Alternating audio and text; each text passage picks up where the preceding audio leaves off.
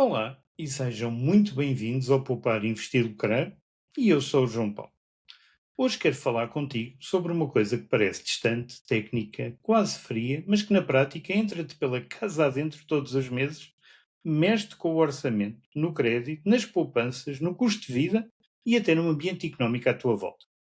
Quero falar da taxa de juros diretora do Banco Central Europeu e quero fazê-lo num momento particularmente interessante, porque este episódio vai para o ar no dia 21 de abril num clima de expectativa forte sobre o que o BCE poderá fazer na próxima reunião da política monetária, já no dia 29 e 30 de abril, sendo que nessa data é conhecida a decisão. Neste momento, o BCE vem de uma reunião a 19 de março, decidiu não mexer nas taxas e deixá-las em 2% na taxa de depósito, 2,15% na taxa principal de refinanciamento e 2,40% na facilidade de cedência. Mas o contexto, entretanto, complicou-se, sobretudo por causa do custo da energia e das tensões no Médio Oriente. E eu acho que este é o ponto certo para começarmos. Muita gente ouve falar do BCE, ouve falar das taxas diretoras, ouve falar de Christine Lagarde, ouve falar de inflação e pensa que isso pertence ao mundo dos economistas, dos mercados, dos bancos e dos comentadores de televisão. Mas não. Isto pertence também à tua prestação da casa, à remuneração dos teus depósitos a prazo, ao crédito pessoal, à velocidade a que os preços sobem, ao apetite das empresas em investir, ao consumo das famílias, ao emprego e, no fundo, ao teu bolso. Porque quando o BCE mexe nas taxas, não está apenas a fazer um ajuste técnico lá no edifício em Frankfurt, está a mexer no preço do dinheiro em toda a área euro.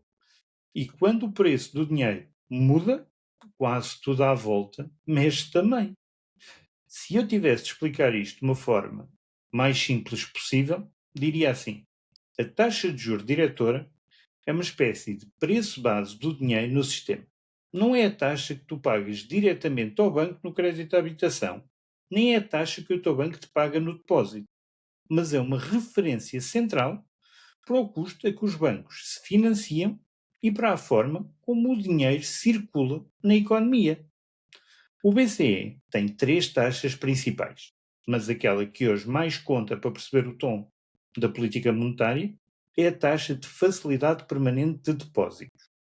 É essa que o próprio BCE usa como principal taxa de orientação da política monetária e neste momento está em 2%, depois do BCE ter mantida inalterada em março. Agora a pergunta mais importante: por que razão é que o BCE sobe ou desce taxas? A resposta oficial ela é simples. O BCE tem como missão principal garantir a estabilidade dos preços, ou seja, manter a inflação sempre em torno de 2% no médio prazo.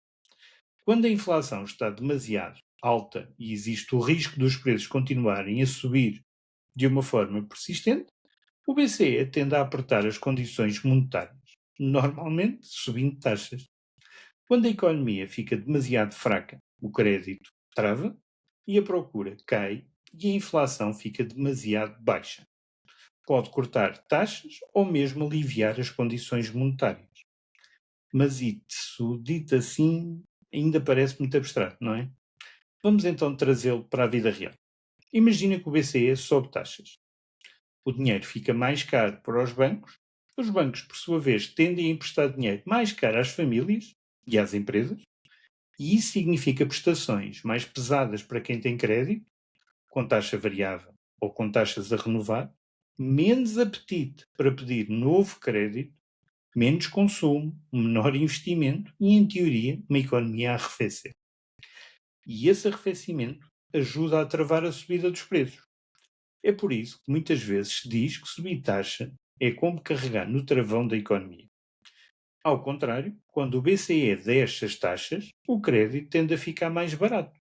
O consumo e o investimento podem ganhar força e a economia fica com um pouco mais de oxigênio.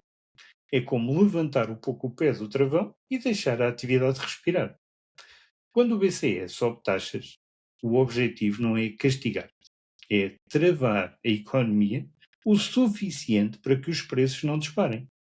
O problema é que esse travão sente-se no teu bolso. Agora entra a parte mais interessante para vocês.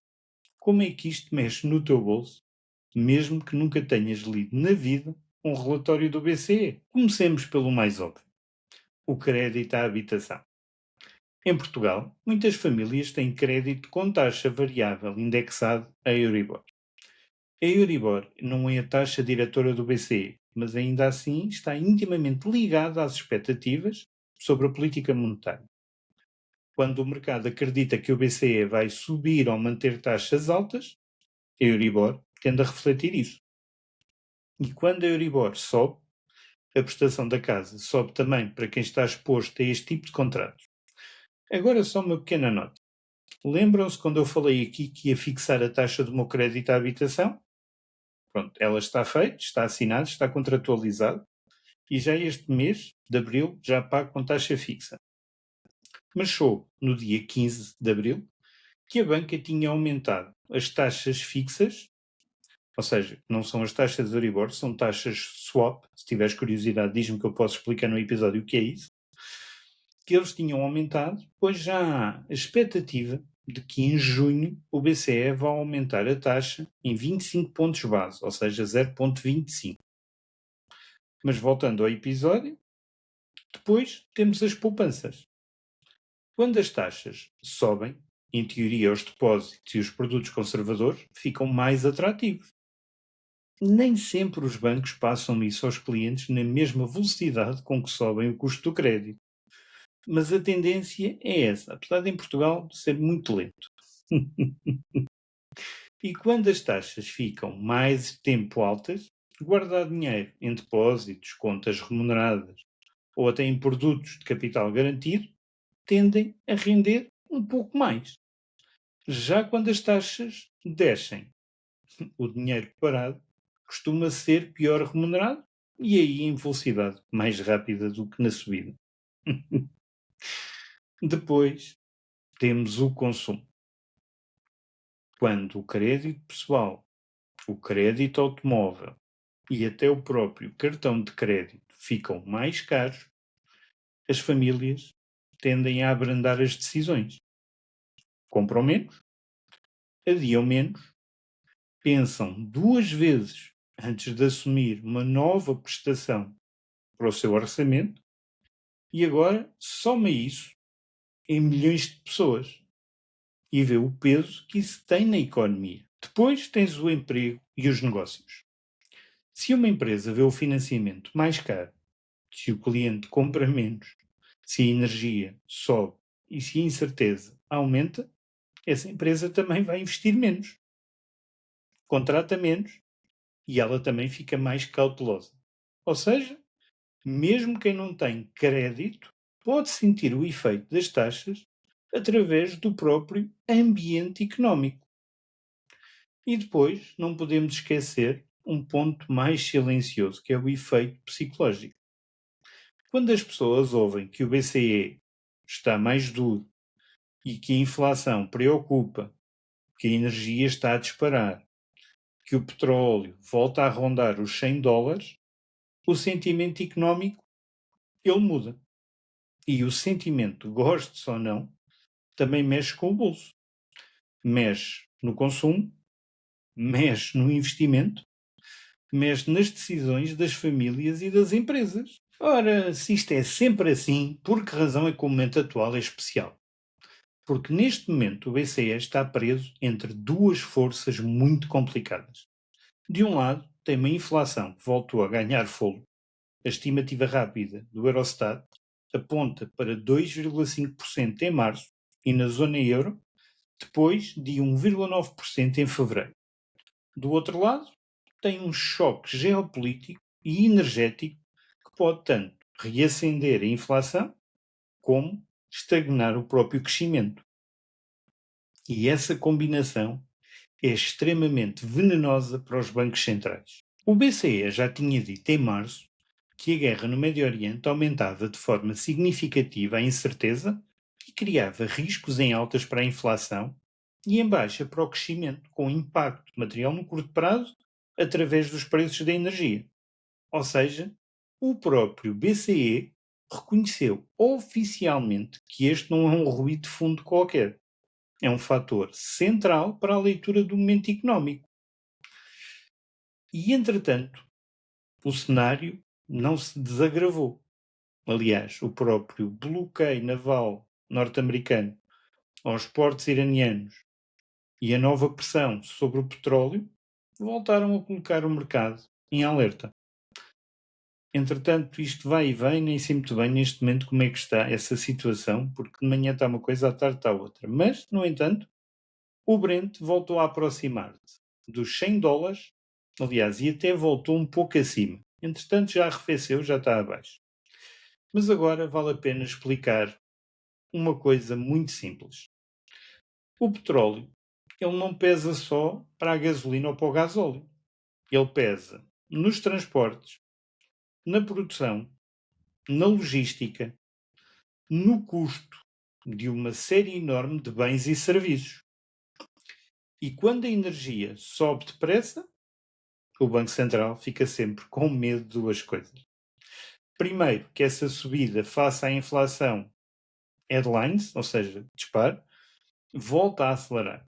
Segundo, que isso acabe por contaminar as próprias expectativas dos salários e preços nos setores e isto cria um efeito de cadeia. E é exatamente por isso que este episódio tem suspense, porque o BCE ele não está a olhar para uma inflação que já saiu em março. Está a olhar para o risco de que o choque energético possa piorar outra vez em abril e contaminar até o resto do ano. Ao mesmo tempo, sabe que reagir depressa demais a um choque extremo temporário pode travar desnecessariamente a economia. E é precisamente aqui que entra a reunião de 30 de abril. Os mercados começaram a reavaliar o cenário e passaram a admitir taxas mais altas durante mais tempo. A própria Reuters reportou que os investidores já veem um caminho mais claro para juros altos mais tempo, precisamente por causa do choque energético ligado ao Irão e ao Estreito de Hormuz. Mas dentro do próprio Banco Central Europeu não há unanimidade pública do que vai ser a próxima decisão, ou seja, ninguém sabe se vai ser uma subida automática. Aliás, como eu disse, atualmente o mercado ele só vê um aumento de 25 pontos para este ano, mas para junho, mas isso pode mudar tudo rapidamente, ou seja, se a situação agravar no Médio Oriente, se continuar a haver um bloqueio ou se a guerra escalar novamente, isso pode agravar tudo, portanto isto é muito instável. Para quem me vê e ouve, significa uma coisa muito concreta isto. O BCE ele está a observar, mas ainda não está rendido a uma decisão inevitável. O mercado pode estar nervoso e os analistas ainda podem mudar as suas previsões, como fazem muitas vezes. Os comentadores podem correr para títulos fortes, como têm feito, aliás, mas o BCE continua preso ao seu mantra habitual. Decisão, reunião.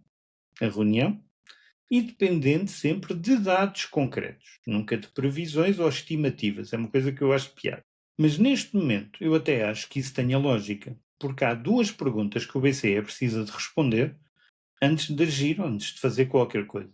A primeira é que este choque energético ele vai durar o suficiente para contaminar a inflação de uma forma persistente ou é mais um pico temporário provocado por uma guerra, por medo e por restrições logísticas? A segunda, mesmo que a inflação suba no curto prazo, vale a pena apertar mais a política monetária se ao mesmo tempo a economia estiver a perder força? Eu sei que estas perguntas parecem parecidas, mas não são. E respondê-las mal custa caro. Pois se o BCE subir taxa perante um choque de energia temporário e depois esse choque aliviar, arrisca-se a apertar demais. Mas, no entanto, se não fizer nada e a energia continuar alta, arrisca-se a ver a inflação reacender-se e a sua própria credibilidade a sofrer. É por isso que tanta gente diz que os bancos centrais odeiam choques petrolíferos. E é verdade. Porque eles não são um problema limpo nem linear. Ou seja, não são apenas inflação, nem são apenas crescimento. São as duas coisas ao mesmo tempo e em direções opostas. Mas agora quero trazer isto outra vez para o teu dia a dia. Imagina uma família que tem um crédito à habitação com taxa variável, vamos dizer assim, há 6 meses, um carro antigo, um orçamento já apertado, idas frequentes ao supermercado. Se o petróleo sobe, o combustível pesa mais. Se a energia sobe, vários bens e serviços acabam por refletir isso. Se o BCE decidir manter ou até endurecer o tom, o crédito pode aliviar. Se as empresas também ficarem mais cautelosas, o ambiente económico arrefece.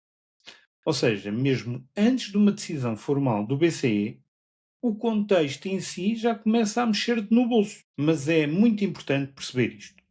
O BCE, ele mexe no teu bolso diretamente através das taxas, mas também mexe indiretamente porque ele rege um contexto que já está a mexer com os preços e com a economia. Por isso, quando alguém diz isto do BCE não me diz nada, eu sinceramente, muito pelo contrário, acho que diz muito. Pois diz-te quanto vais pagar pela tua casa, diz-te quanto é que um depósito pode render mais ou menos, diz-te se o teu banco vai ser mais ou menos agressivo na concessão de crédito, diz-te se as empresas vão investir mais ou menos e diz-te se o custo de vida pode aliviar ou voltar a apertar. Claro que o BCE não decide quando é que pagas no supermercado, mas decide o preço do dinheiro. E o preço do dinheiro acaba por entrar em quase tudo o resto. Agora, para este episódio ficar mesmo completo, eu quero explicar-te de uma forma muito simples as três taxas do BCE sem complicar. Vamos tentar desmistificar isto sem entrarmos em termos técnicos. A primeira é a facilidade permanente de depósito.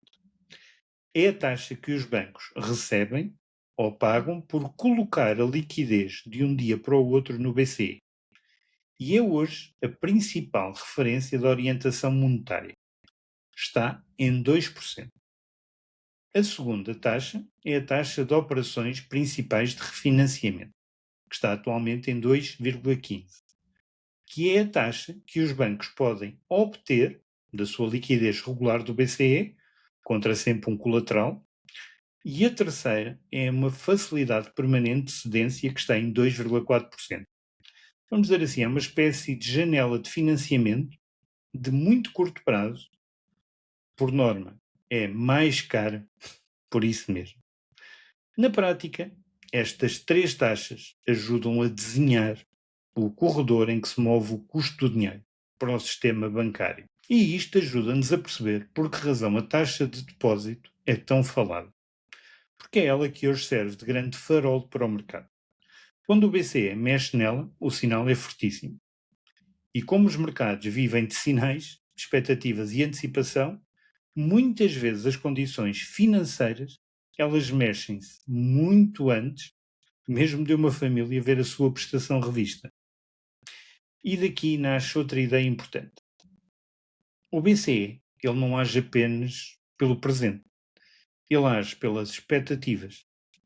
Se o mercado acredita que o BCE vai manter-se duro, as condições financeiras tendem a partir por antecipação. Mas se acreditar que ele vai aliviar, o efeito pode começar muito antes dessa mesma decisão. E isto significa que, em muitos momentos, a comunicação do BCE é tão ou mais importante como a decisão em si. É por isso que a conferência de imprensa conta tanto. Não é só a taxa que interessa, é o tom. É a forma como Christine Lagarde fala da inflação e sobre a leitura do petróleo. É a forma como o BCE descreve o crescimento. É o que diz sobre riscos em alta ou em baixa. Porque uma frase pode dizer ao mercado, calma, que isto é temporário, ou pode dizer, cuidado, que isto é muito mais sério do que parece. E neste momento, honestamente, é isso que está em causa. Não apenas se o BCE mexe ou não na reunião de 30 de Abril, mas se a leitura, ou que leitura, aliás, faz desse choque energético. Se o tratar como uma nuvem passageira, pode optar por esperar. Se entender que o risco de inflação volta a subir de uma forma muito relevante, o tom pode endurecer muito, mesmo que a ação concreta não seja já uma subida, ok? Ou seja, há aqui duas dimensões a seguir: a decisão e a própria mensagem. Se eu tivesse de resumir o momento atual num português simples, diria isto: o BCE está sentado num banco extremamente desconfortável.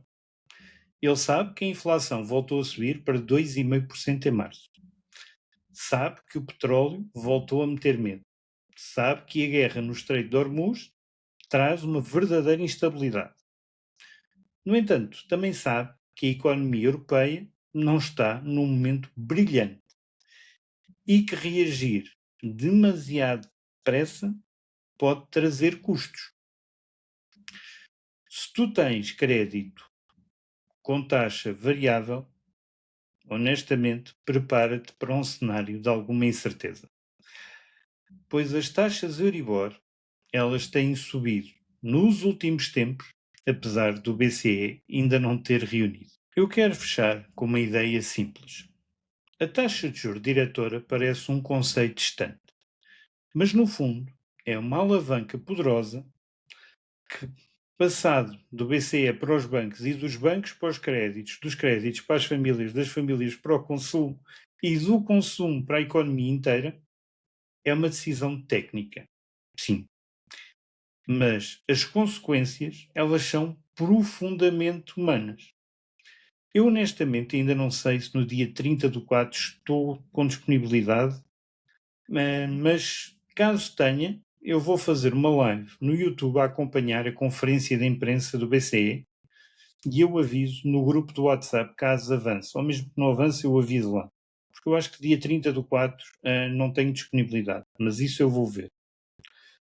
Obrigado por ficarem até ao final. Se quiserem mais algum episódio dentro deste género, digam nos comentários ou mandem-me um e-mail. Eu tenho todo o gosto em falar com vocês, ou até no próprio WhatsApp, porque não? E até ao próximo, e é um gosto estar aqui convosco.